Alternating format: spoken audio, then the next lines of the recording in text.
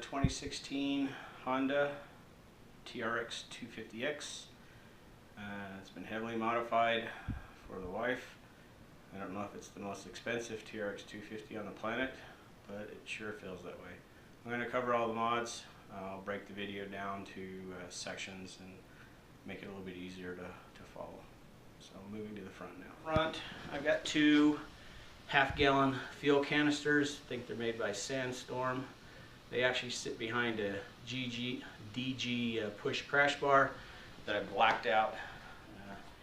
They sit right behind, so shouldn't have any problems with it. Also have wheel spacers on the front. I didn't put them on the back because stock, the front track is definitely way narrower than the rear.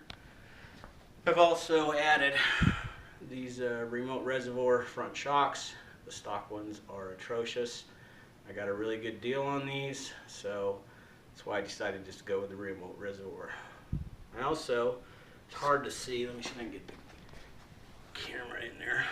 You see right down in there, I've got a steering stabilizer. They don't make one for the 250X, so it's one for a 300 Honda that I've modified.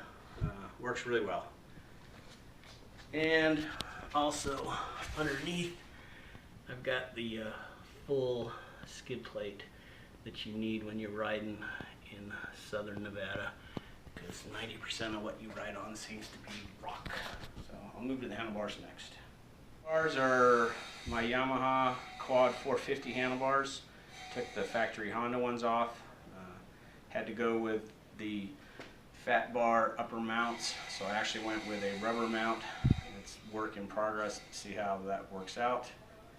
I also, because of the way the Honda center console, this piece right here, it actually mounts to the bar. Had to make an adapter that holds it. And also the clutch, or not the clutch, the choke also mounts on a little standoff bracket that's welded to the stock steel bars, so I created a little bracket for that. I don't know if anyone's noticed, let me go to this side, but the thumb pressure required for this thumb throttle is stock is way stiff compared to my Yamaha, so I modified it to get it in line with what the feel is on the Yamaha. That switch right there actually powers a USB adapter that takes the quad voltage and converts it to the 5 volt to run the Garmin GPS, so you don't ever have to worry about running off the Garmin batteries. You just run off the electrical system on the quad. So that's it for the bars. Oh yeah, the other thing is I wanted to get a bigger fuel cell for this, but they don't make them. That's why I've got the 2.5 gallon canisters in the front and actually another half gallon in the back, which gives me about, I think stock's 2.6, so it gives me a little over 4 gallons on this. So I'm hoping easily 125 mile range out of this. Just the wife gets really nervous about running out of gas, and some of our rides take us a little bit further out where we do run a risk of not having enough gas with the stock tanks. On this side, looks like my Yamaha pulled the stickers, the safety stickers. We don't need them. It's not going to make us any safer. Added a little pouch on here. It's pop riveted. So you can take something to clean your goggles or little odds and ends. It's not made for anything super heavy because, of course, it's just sitting on the fender that flexes. I've got these AC Nerf Bars. When I originally put them on, they stuck out about 3 inches wider than the rear track of the axle, and I didn't like it. So I went ahead and modified them to tuck them in substantially closer to the quad, and that way they're more in line. Poke out just a little bit more than the rear, which is just about right. And then usually the Nerf bars also run across the frame in between here and the motor, and I modified it to just mount to the side. I've actually stood on these and they work really well. The only thing I had to do was the nets, I ran them the underside just to give a little bit more room for the pedals. The wife didn't like how close they were before, neither did I. So that seems to work pretty good. Underneath the seat, not a whole lot. Got some spare tools, tow strap.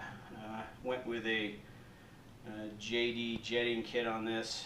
I went ahead and pulled the plug for the air fuel mixture screw so you can actually adjust it. And then I went with a higher flow air filter and just did some minor mods to the air box, not a whole lot. Then around the back side, I've also included the Honda 400 little tool container. I've actually changed out the rear grab bar on this and completely created a custom one. So this mounts to it. It holds a 6-can cooler. It's a pressed fit. It actually fits the exact size. I need to buy a couple of those coolers just in case this one craps out. We have one that fits exactly in there. Also, because I added another half-gallon canister in the back here for extra fuel, the stock tail light that usually sat up underneath here, you couldn't see it. Wife didn't like that, so I added a little LED light assembly that's made for a street bike. Has the brake, turn, and tail. Of course, I only use the brake light. No wheel spacers in the back. Got the full or heavy-duty skid plate for the diff, and remote reservoir rear shock. That's still work in progress. I got to get that set up for this one. Works pretty good, but I'd like it to be a little bit better. I also have the aftermarket silencer with, of course, approved spark arrestor. I think that was the biggest improvement to make this thing run better. The stock one is so restrictive. Didn't change out the stock head pipe. This side, nothing really different other than, of course, Nerf bar on this side. It'd be stupid not to. And a little bit of exhaust wrap on the back side of the exhaust, just to keep some of the heat from coming up on the wife. She was complaining a little bit about it, so it seems to work pretty good. That's pretty much a summary of the mods that have been done on this. If you have any questions, please leave a comment.